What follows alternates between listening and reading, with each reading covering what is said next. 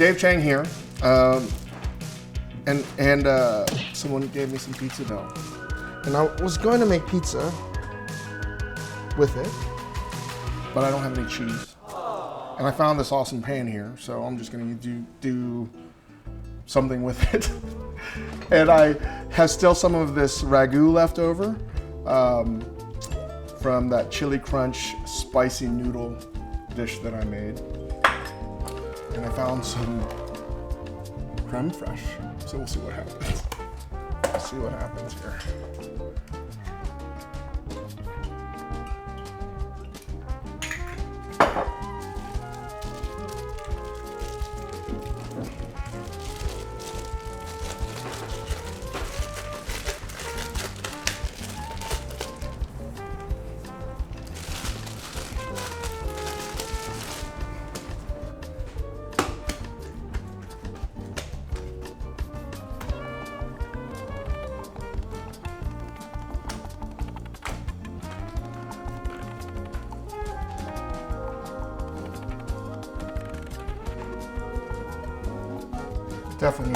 It's definitely too cold, but again, no one's gonna give me a Yelp review.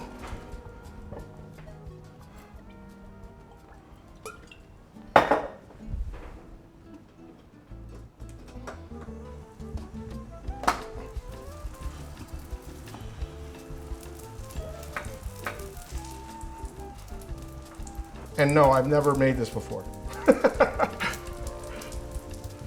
But I think it's gonna work. Cooking, I guess this kind of cooking to me is fun. There's a time and place to cook by the rules, especially when you have a paying customer and they're looking for exact expectations of something.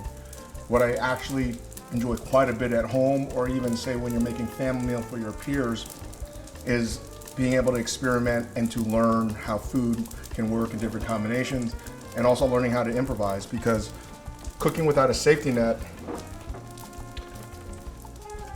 it can be scary, but also I think it teaches you how to think, how to become a better cook instead of just following a recipe blindly. This is how I think I get to be a better cook.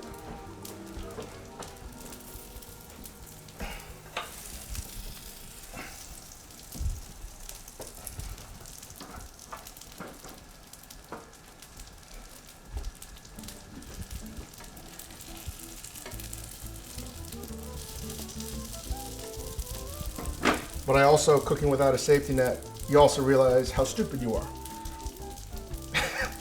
One of the things I just realized is, I don't know how I'm gonna flip this over. Well, I'm just gonna let it get a little bit crisper, and then we'll flip it over.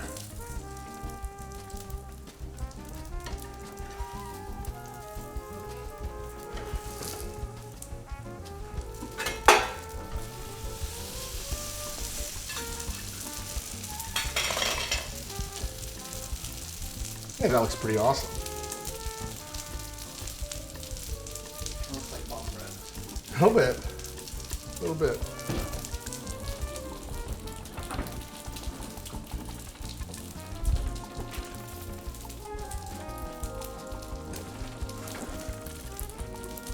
All right.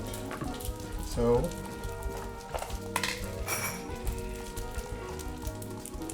I don't have any cheese, but I'm just going to put a layer of this on top.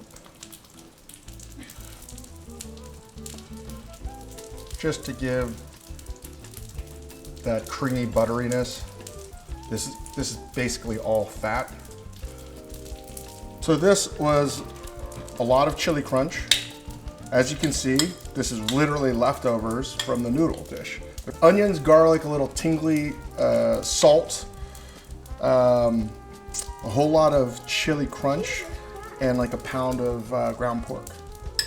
Oh, yeah. And a little vinegar, a little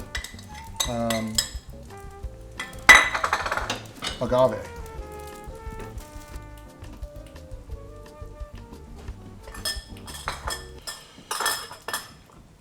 I'm gonna take some of the noodle pieces out. So people are like, what? And this is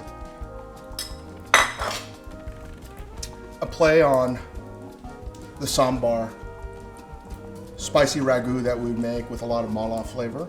But you look at this dish and you'd be like, that's not something I've ever had, or that doesn't exist in the world. But it does. If you go to, certain regions of China, these flavors are eaten, like less rice, more bread based. So to me, this makes total sense as a dish. And never made it before. I've never made this before, but I know it's going to be really delicious. And I'm glad that I didn't have cheese, right? Because it would have seemed like a pizza, but now this is something else.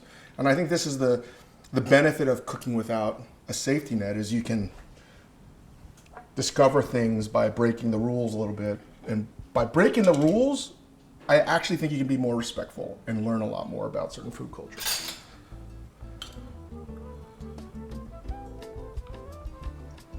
So my favorite bit in the chili crunch jar is the oil that's on the top.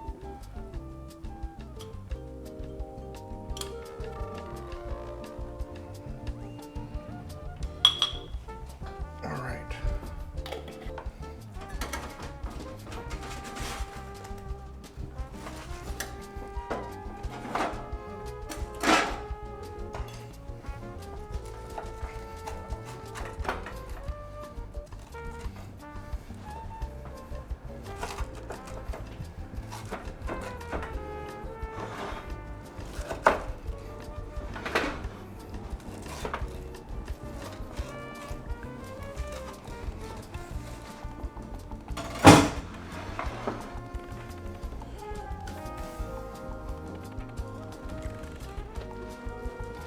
Very hot.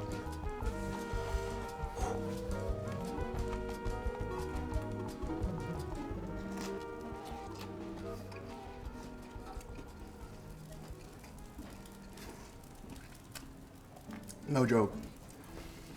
This is really good.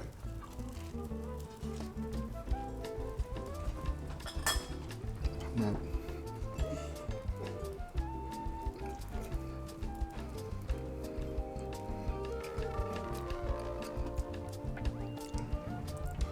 It's the best thing we made all day. I'm not just saying that. What does it taste like? It tastes like, I don't know, some new country where Turkey met with Uyghur cuisine, met with Sichuan province, met with, Sicily. Only here can those things merge together and make sense.